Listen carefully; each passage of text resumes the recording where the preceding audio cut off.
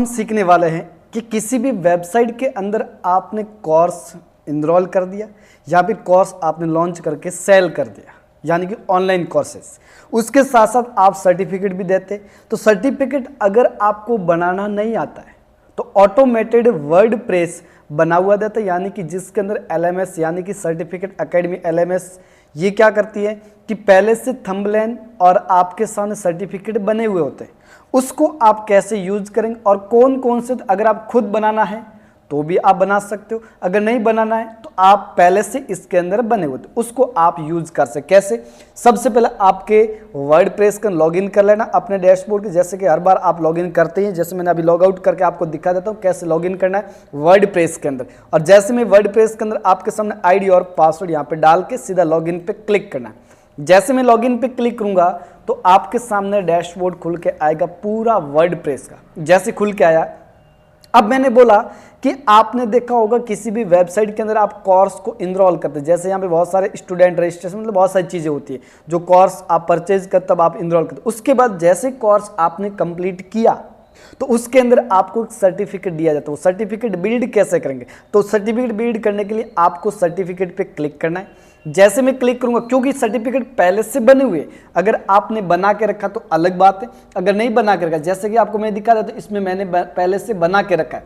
अगर आपने नहीं बना के रखा फिर भी आपको फॉर्मेट चाहिए इसी का ही, तो आपको एक ऊपर लिखा हुआ search certificate templates, search certificate template, यानी कि आपका जो सर्टिफिकेट है वो किस टाइप का आपको चाहिए वो आप इसके अंदर सर्च करके ला सकते हो, जो जो आपको चाहिए। तो आपको करना क्या है कि जो आपने बना के रखे सर्टिफिकेट आप यहाँ पे क्लिक कर दो।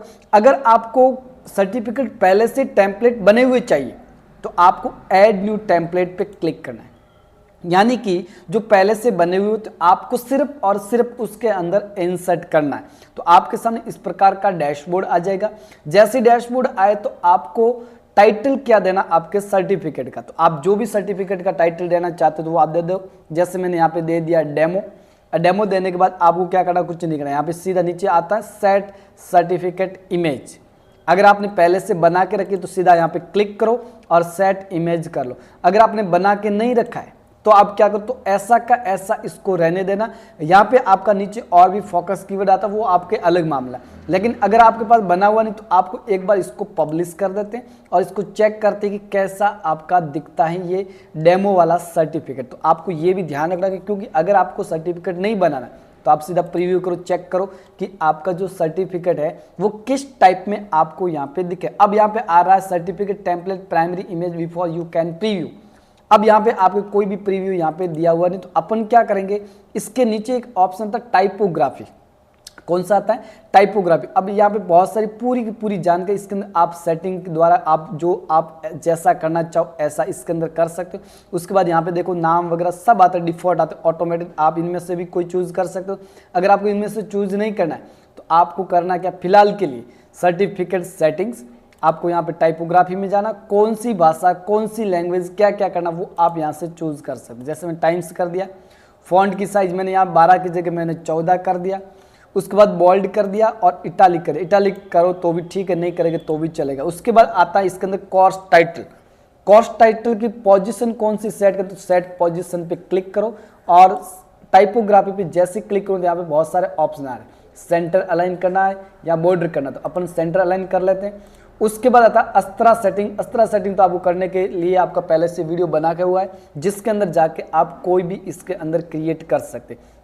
उसके बाद आता है ट्रांसपेरेंट हेडर। कस्टमाइज सेटिंग पे क्लिक करें, इनेबल इसको कर दो। जो आपका हेडर आपने बनाया वो हेडर आपके जो सर्टिफिकेट उसके ऊपर दे। उसके बाद आते हैं वापस लेफ्ट साइड की ओर। अब यहाँ पे देखो सर्टिफिकेट आपके पास है नहीं, बिना सर्टिफिकेट क्या करेंगे, तो आपके सामने एक बहुत सारे ऑप्शन अलग अलग आ जाएंगे कस्टम फील्ड के अंदर।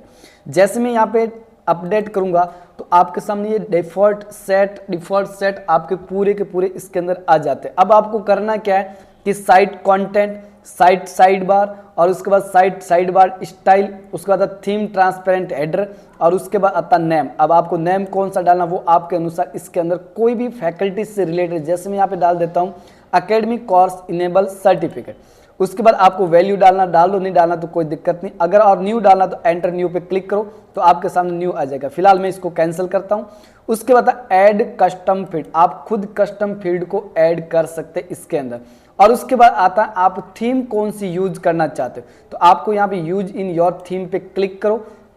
जैसे मैं यहाँ पे क्लिक करूंगा तो आपके सामने अलग थीम खुल के इसके अंदर आ जाती है, तो वो आप असाइन कर लेना। अगर कर रखा तो ठीक है, नहीं कर रखा तो आपको यहाँ पे क्या करना, गेट वर्डप्रेस के द्वारा भी आप इसको असाइन कर सकते हैं। यानी कि मेन चीज़ यहाँ पे ये रहती है कि किसी भी सर्टिफिकेट को अगर आप नहीं बनाना जानते तो आप इसका यूज करके इसके अंदर इस्तेमाल कर सकते हो सिंपल तरीके से। मेन चीज़ ये रहती है, आपने सर्टिफिकेट का नाम दे दिया, उसके बाद आपके और भी जो भी जानकारी वो दे दो इसके अंदर। उसके बाद इसको क्या कर देना, यहाँ से पब्लिश कर देना। फिलहाल मैं अपडेट कर रहा हूँ क्योंकि पहले से पब्लिश कर रखा है। तो इस प्रकार किसी भी सर्टिफिकेट की सेटिंग आप अपने स्तर पर कर सकते हैं।